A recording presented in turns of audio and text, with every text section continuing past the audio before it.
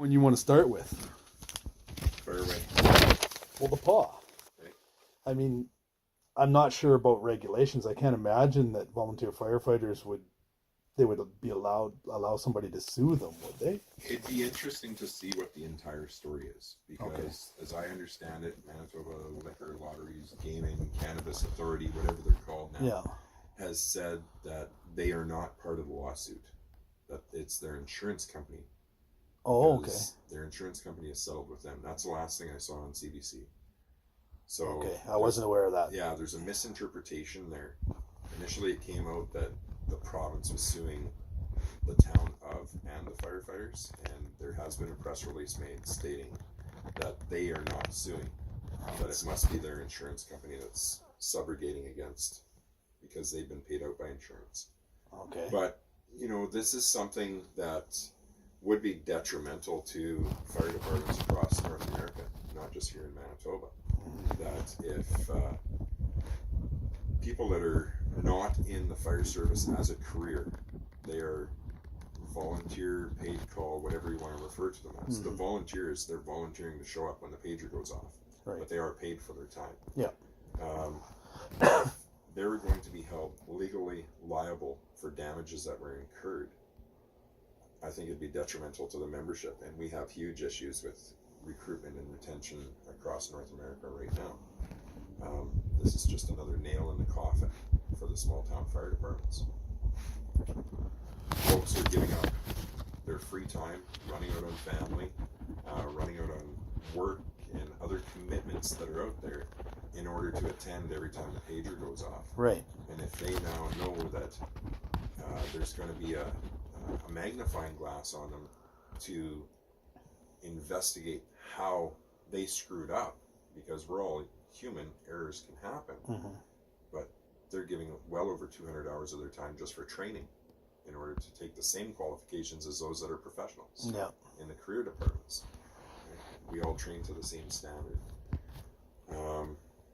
It'd be interesting to see what the turn of events is going to happen here, but it's the first time I've ever heard of 6 individuals being named in a suit. Yeah. We've seen these across North America where an insurance company comes against a municipality because they haven't had their trucks tested, the pumps haven't been tested. A firefighter's been injured up in Yellowknife when those 2 firefighters were killed. I think it was back in '96. There was a roof collapse and 2 firefighters were killed. Workplace Safety and Health went after the fire department and the municipality. Right. But not individuals. Well, the fire chief was held liable because Okay. he was in charge of everything there, right? So, but not individual firefighters.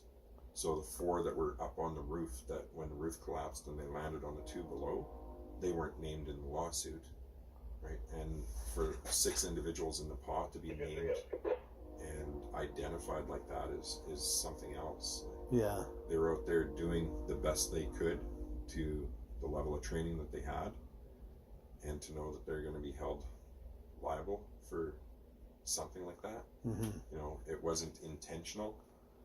They had the fire out, they returned to quarters, they went back home, the fire rekindled. There was something hidden in there somewhere, and it was Fires spark arson. up again all It the was time. an arson to start with. It started in a dumpster, so it was under investigation for that. But yeah, I don't know all the facts. Yeah. So I can just tell you, it's I odd. think we're looking at it in a general term. So Yeah, it seems odd that individuals were named like that.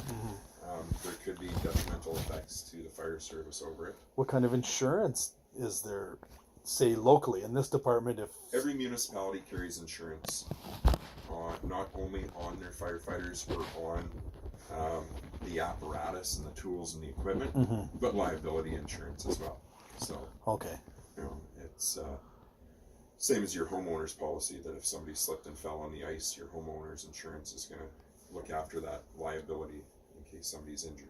And same thing with the fire service, that if So something happened. any damages awarded probably would be covered then, but then there's still the, this has been laid on me personally. Exactly, and that's the personal side of things, is that it's odd to see that for individuals to be named.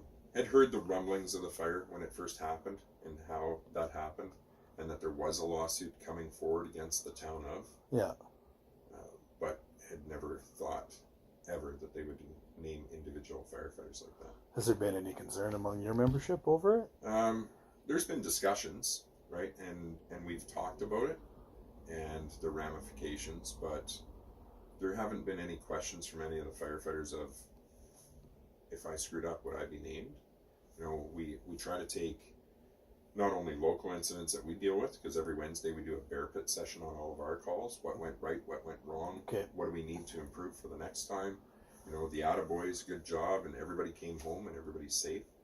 But we look at calls that happen all across the world and across North America, and that's kind of our little mock tabletop we have out there, is to recreate some stuff. And how would you respond with this, and how would you position your apparatus, and where would you get your water supply? And we go through things, so we do a lot of training here, right?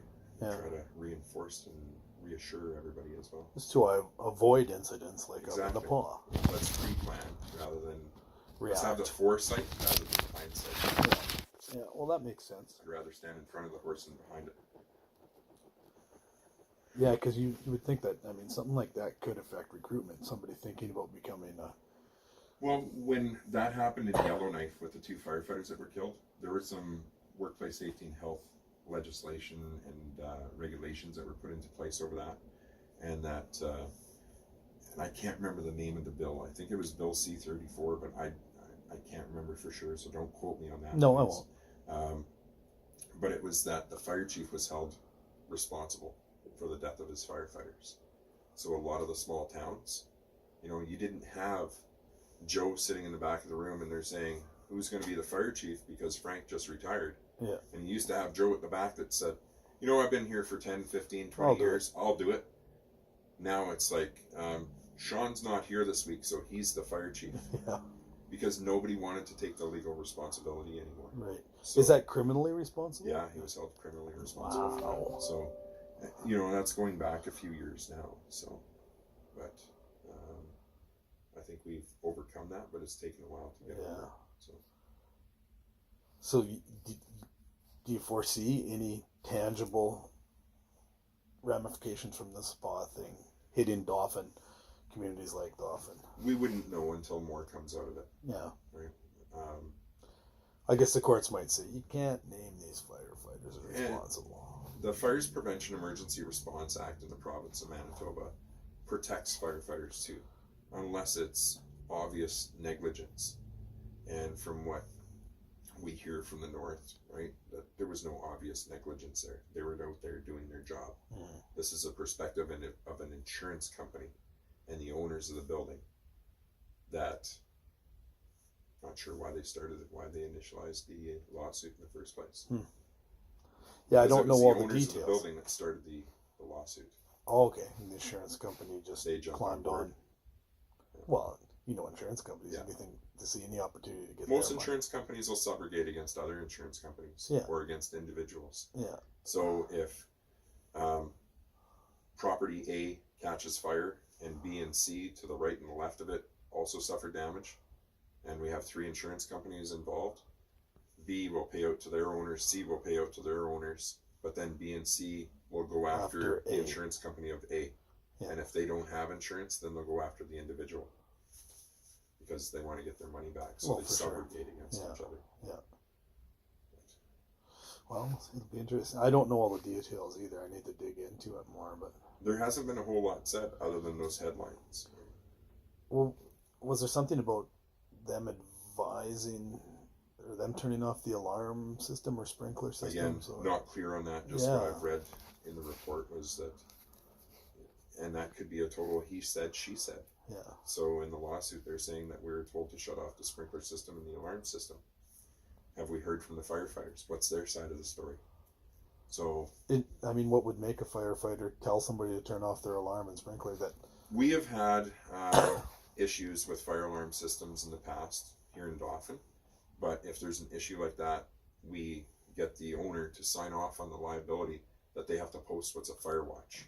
So there's somebody walking, there's somebody awake 24 hours, and they're walking throughout the building, and they're looking for any hints or signs of fire, and then they would be the verbal, wake up, there's a fire, get out. So they're like the town crier, and it's because we're placed so far from any repair companies, right? So now you need an alarm technician to come out of Brandon or Winnipeg, because unfortunately we don't have any locally. Right. So they post a fire watch for 3 or 4 hours until the technician gets there, and that works. So did they tell them to do that up there? And do we know if they told them to turn off the alarm system? So we don't have all the facts, unfortunately. So, and I hate to speculate. Yeah, no, so do I. Yeah. I was just more interested in general terms about what possible ramifications, because when I first heard about it, I thought, wow. No, when we have had that, right, with faulty alarm systems, something is wrong with the system that we can't get it to silence, so you just shut it off. But they also sign off that they will be doing a fire Yeah. watch. So I meant more in something terms of the situation with individual firefighters being named in a lawsuit. Yeah. I just thought that could just destroy small departments. And People have to carry their own liability or something. Or, that's right, yeah. Or And even just the the personal models of the stigma. fire service are different all over North America. When I had the opportunity, it'll be 2 years in May, where I had the trip to NFPA in Boston. That I was selected as one of 4 I remember Canadians that, to go to that. We met with, there were 65 participants there, and all the different models of fire service that are out there. So here, we're supported by municipal taxation. We don't have grants or anything else that we're eligible to apply for. There's nothing in Canada or Right. nothing in Manitoba that we can apply for to buy fire trucks or equipment or anything else. We have a pool of money that, as a mutual aid district, 11 fire departments around here, that we can share $13,000 a year to buy training supplies. Okay. But that's the vehicles we use for vehicle extrication training, or the farm equipment for farm accident, or school buses for Right. stuff like that. Yeah. The house that we moved out to the training site, and stuff like that we can buy. But in Newfoundland, the provincial government buys fire trucks. Oh, And really? they rotate them around from the large departments down to the smaller departments as the truck gets older. So the high volume, bigger departments use them. Yeah. Once it's Yeah. no And longer it's been suitable there for their 5 needs, years. it goes Yeah, to somebody Been there for smaller. 5 years, they'll move to a smaller community. 5 years, they'll move to a smaller community. And they just keep a rotation going like that. So in Manitoba, we don't have that. Down in the States, a few of the fire chiefs that I spoke to down there is no municipal taxation. It's a fee service. So do you want fire protection?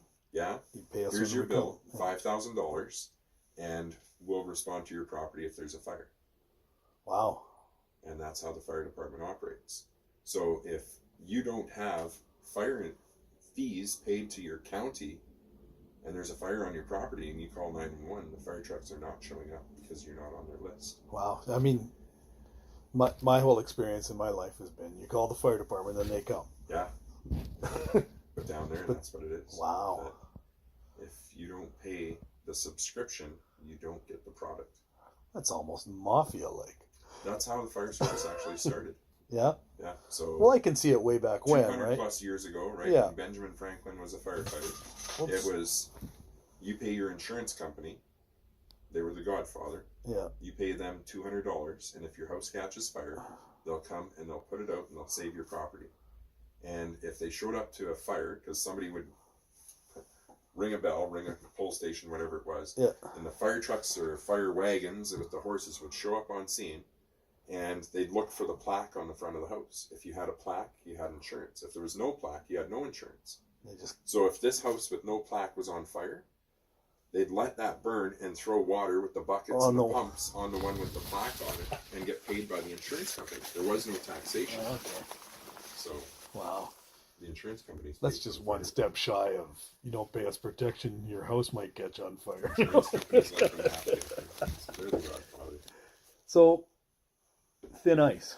Yep. What kind of advice you want to give people? Stay away from moving water, right? Not only the rivers and the creeks, but ditches. At this time of year when we have runoff from the fields and from the yards and everything else, the water in the ditches can get moving quite fast as well. So watch for young children that are around there, and warn your family and friends to stay off the ice. Not sure what shape Dauphin Lake is in right now. I was hear on that it there's yesterday. Yeah. Water on top of the ice. I heard this morning. It's pouring. Pushing water pretty good, taking my shack off Yeah. yesterday morning, but So there's still 4.5 feet ice. So is there? there's some cracks opening though. Yeah. Yeah. So that's a thing to watch out for. It's not only the moving water, Yeah. but with the ice starting to rot on the lakes as well. And, this great spring weather that's finally hit is something else. Yeah. We're appreciative of it, but we also have to be very careful around the water. And I have a friend that is in just outside of Calgary, Redwood Meadows, Alberta. It's the Okay. First Nations. He's the fire chief there. He's a 911 dispatcher for Calgary. And it was Monday night that they got called out for a dog that somebody was walking along the river. I think the Bow River or Elbow River goes right in that area. Mhm. The dog ran out onto the ice, fell through, and was swept underneath the ice and gone. So, it's not only the people, but your pets as well. Yeah. So if you're out walking through Vermilion Park, make sure that your pets are kept on a leash so that they're not running after the smaller animals going onto the river as well. So, It's been a while since we've had a spring ice incident around here. Huh? well, there was one, I think 2 years ago, but nobody was called to it. There were 2 kids that were walking to school, Oh, and they were through right. Vermilion Park, and Yeah. they fell through the ice, and they managed to get themselves out, and they called mom to come and get them. Right. I remember that. But now. there were no emergency services called to it. So that's the other part is events can happen in the blink of an eye, and you don't have time to call for help. So Yeah, try to self-rescue for sure. Yeah. don't pull out your phone and sit there and try Well, to call. especially that water's so cold Yeah. right now. And it's moving. Yeah. With the runoff. So Okay. Anything that you want to talk about? What's going on? Anything that I need to know? at this point, I don't think so. Anything that I don't need to know, but I want to know? No. Not sure. We're hoping for a. We don't want to say a wet spring, but we definitely want less grass fires than we had last year. The Well, 37 calls in the month of May. I can't imagine you could have more. It really taxed the department's resources, as well as we had Gilbert Plains, Sifton, and Ochre River responding mutually. We were going to assist them; they were coming to assist us. It was a reciprocal program back and forth for the entire month because there was fires all over the place. It was just so dry. So Well, maybe it's appropriate then to give out some warnings about don't burn stupid, because people are going to burn. It's basically, we understand that we live in an agricultural based community, and that the crop residue does have to be taken care of. There are some of those crops where you can't do anything except for burn the stubble. Right? There is no zero till on some of this stuff, and we just ask that people are responsible with how they burn. Watch the wind conditions. Make sure that you have your proper fire guards in place. Ensure that you're getting a burning permit from the RM adoption. They are available for free of cost, but it's more of a tracking process. You know where the fires are going to be. Exactly. And we know the contact information for people as well. So I guess if you get a call from a neighbor, there's smoke at my neighbor's place, we can call the cell phone. okay, first he's got a Yeah. burning permit. Is We're everything we're okay? sending trucks. At They're on same the time road, we're right. phoning, Yeah. right? Because we don't want to delay the response, but then we can always turn the trucks around. Yeah, if you in phone the case guy and there's say, is something everything under control there? Oh, yeah. Because for us no to go problem. to the northern edge of the municipality is 20 minutes. Yeah. And if we're dispatching trucks out there for a controlled burn that's happening, and everything's under control, but it just happened to be somebody going down or up Highway 20 that saw the smoke and flames Yeah. and called 911, at least with the permit process, we're able to contact the property owner based on the information that we receive and say, is everything okay? The trucks are on their way to you. No, it's fine. I'm in place. I've got my fire guard. All's good in the world. Yeah. We'll turn around and come back. And it could be that there's another call at the same time. Well, exactly. So when we had the 37 calls in the month of May last year, it was something else. Yeah. So, but yeah, the biggest thing is to watch your wind conditions and make sure that you have Proper your fire guards. guards in place. Adequate personnel, I guess, too. Yeah. And then with fires that are happening in town, we understand a lot of people have backyard fire pits. But again, ensure that you're only burning dry, seasoned firewood. no garbage, no grass clippings, no yard waste, anything like that, right? That you have proper clearances from your buildings, fences, trees, everything.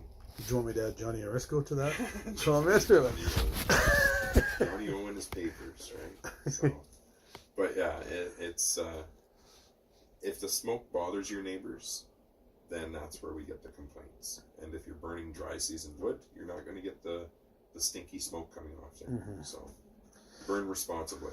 Well, I know I've seen, neighbors obviously having a fire and some smoke coming up, and all of a sudden it goes jet black for a few minutes, right?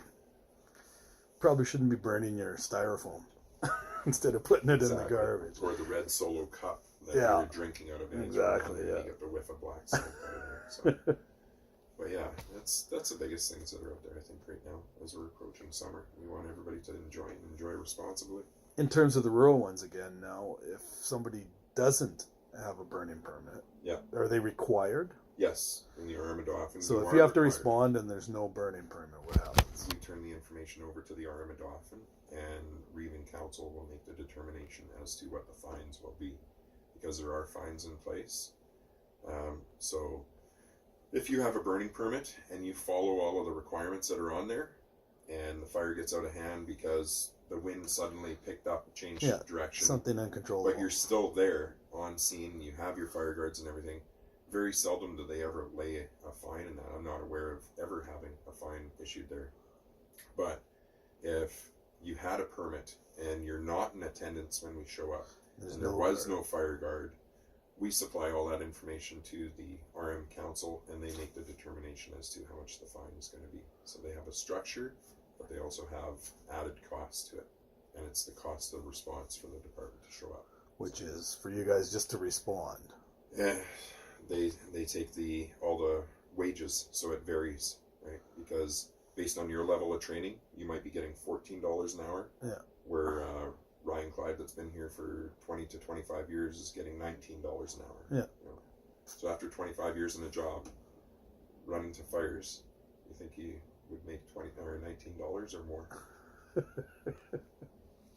There's not a whole lot. No. Like, the folks here are not in it for a paycheck. No. So that's one thing. Okay. I don't think there's anything else I need out of that. All right. Big weekend planned? I am teaching hazmat for the next week, so Is this classroom stuff, or you guys actually getting outside with chemicals? we'll get outside. No chemicals. We use water in place of chemicals, but we simulate everything. Yeah.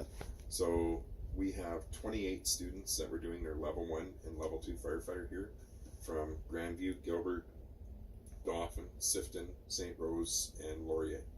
28 total between the 1 and the 2. And the hazmat training that we're doing is a prerequisite to completing your level 1. Okay. So we had 12 students this past weekend. It's a 40-hour program, so it's last weekend and this weekend. Okay. And we had Roblin, Gilbert Plains, Dauphin, St. Rose, Laurier. They'll wrap up this weekend, and then next weekend we're starting with another 12 from Swan River, Dauphin, and Grandview. So it's just a class size thing. Yeah, Dump 12's it. our maximum. Yeah. So we're doing 2 separate sessions over 4 weekends. So last weekend, this weekend, next weekend, and then we're taking a break for a weekend and coming back the weekend after. Okay. So Well, when you look at the amount of crude oil and petrochemicals coming through our community these days on rails, yeah, and that's hazmat's a good thing. That's why they stepped it up, because in order to get your level 1 firefighter before was a hazmat awareness, which is recognize the placards, the shape of the trailers, right? Mm-hmm. Put the notifications in place.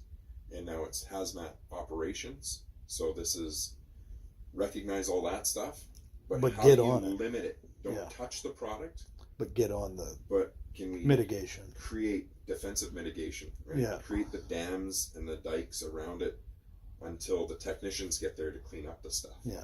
So it's the next step up. And then so that's a 40-hour program based over 2 weekends, and then the technician is 80 hours of training, and they usually only do that right in Brandon on a Monday to Friday over 2 weeks. So anything that keeps us from having another Lac McGill Peak would be good. Well, and that's, the other part about talking when I went to Toronto.